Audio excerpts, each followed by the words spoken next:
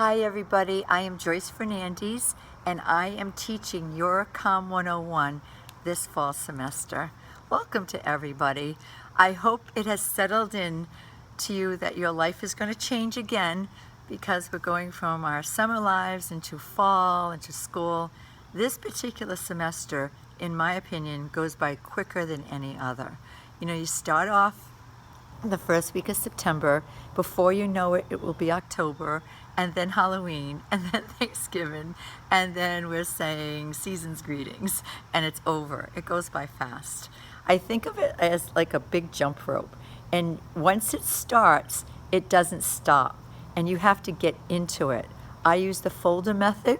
Many of your teachers might do the same thing, where every week there's a weekly folder that opens up, and within that folder there are assignments. There's readings and there's activities, from discussion boards to reading chapters to looking at focal points, which are your vocabulary words, or just readings in general, different articles or ideas I will put onto the folder just like I would if I was teaching face-to-face, and you might bring in something into class as an extra. And all that's part of your whole as far as your academics and your enrichment to get the most out of this class.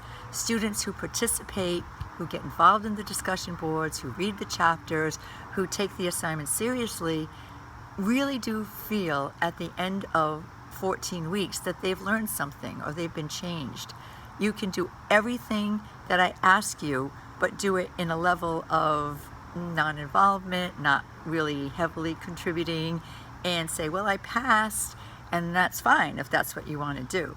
But if you take it seriously and take it one step at a time, I think it really will, you will find that you have become educated in maybe a way you weren't expecting. Chapter 1 of our book that I have assigned for week 1 is all about the communication model. I think as you start to read it, you will understand how connected written communication and oral communication are. They're all part of the same cloth, right? You have the relationship between the writer and the reader, like you have the relationship between the speaker and the listener. And then chapter 2 will show you the connection between the communication discipline and the behavioral and social sciences. So the origins, it's very interesting to me. These chapters are short. They're only 10 to 12 pages. They do give you some extra reading if you'd like to. So take it in what you can, leave the rest, but try to really give it a chance. Just don't review it. Try to really read it. Now the focal points, those are the vocabulary words, and you will see them again on the final exam that is going to be opened up for you on December 7th to December 17th. It's a multiple choice, multiple answer, and those are what you're going to be tested on, those focal points. Those are vocabulary. You'll see at the end of every chapter there's a glossary, so make note of that. If I were you, I would look at the focal points, read the chapter, then go back and look at those words again in the glossary and maybe reread the chapter. Just let it sink in, let it sink in. You do not have to memorize, just be familiar and be able to identify them at the end of the semester. As I said, you're going to have 10 days to do a final exam that is not timed. It's the type of test that you can open up, save, and go back to. So you could do 5 vocabulary words a day if you want until you finally finish. But it is accessible for everybody to do. So it's not about memory, it's about being familiar and being able to identify and really take note of how the glossary gives the definition, because my definition and your definition of a term might be a little different. So you have to see what the book says to be successful. But that's the final exam. When students say, what do we do with all these chapters? Well, they're there for personal enrichment to really give you a setting, a context for doing your speeches and for you to have aha moments. So they're there for you, but in the end you will be quizzed on during the final exam on those terms.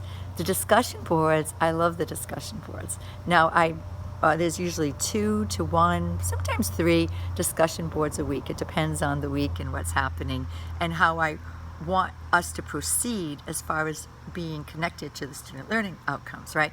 So the discussion boards have a purpose. They're not just random, they're connected to what we're doing. and they come from a wide variety of backgrounds. The first one is that young man who is so concerned about, doing everything like technically correct. Now we will find out that it's not so much about being technically correct with your presentations. It's about being earnest, sincere, and giving good effort. And then the second woman, who is so delightful to me, I love her phrase, being comfortable with the uncomfortable. And how many times have we had that experience? After each video, I give you discussion questions that are really suggestions. If you don't like any of the questions I posed, don't answer them. Just give me your own natural response, as if we were in the classroom and we watched a video and I went around to everyone and said, so what do you think? What do you think? You can write down that. That's valid. I put those prompts in because sometimes students feel lost. Like, what do I do with this information? So I'm trying to guide you. I'm just trying to guide you. But I certainly don't have the only prompts that are value. You will have your own, so as long as you contribute. Usually I say 2 to 3 sentences, and then always go back, even if it doesn't say it, that you have to contribute at least 2 or 3 sentences per discussion board, and then go back and respond to at least one of your classmates' responses. You just respond back like you're having a conversation. Now you could do it to more than one, you can do it to all of them, but at least to one. So that's starting to build the relationship in our group.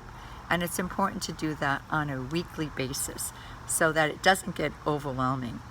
It is a 13 to 14 week class that has been stretched out with assignments. So sometimes it might seem a little slow paced, but truly, if you keep up with it, a little by little, maybe 2 hours, 3 hours, 4 hours per week. They say you should do 6 to 9 hours per class. Sometimes you'll need it, sometimes you won't. You will start to get the course, feel connected, and you will be content, knowing you are doing the best you can, and you will be learning. Let me think what else I have on my paper right now. I teach 4 different types of COM 101s. I have an honors section, a learning community, and then I have asynchronous and synchronous. Asynchronous means you are totally on your own. It's a traditional online class where you never have to meet as a group or have any particular required time. You are totally independent, which some of you might be very familiar with that. And synchronous means there's a time, and you'll notice that when you look on the course offerings for all the courses, you got to read the fine print. What are the requirements? Like what days? Some teachers put 6 days. I have 7 days that are required, and the times that are required. So this is how you have to adjust your schedule. If you are available and you can make it work, it can be a lot of fun. But if not, you take a asynchronous course, you see? And for some classes, like the learning community is asynchronous and the honors component is synchronous, so they didn't have a choice, right? So, but there's value to each form. Not one is better than the other, they're just different. To the students, the asynchronous ones, I will make sure I have some Zoom office hours offered throughout the semester so we can meet, we can have conversations just like this that we're having right now. Well, this is one-sided, isn't it?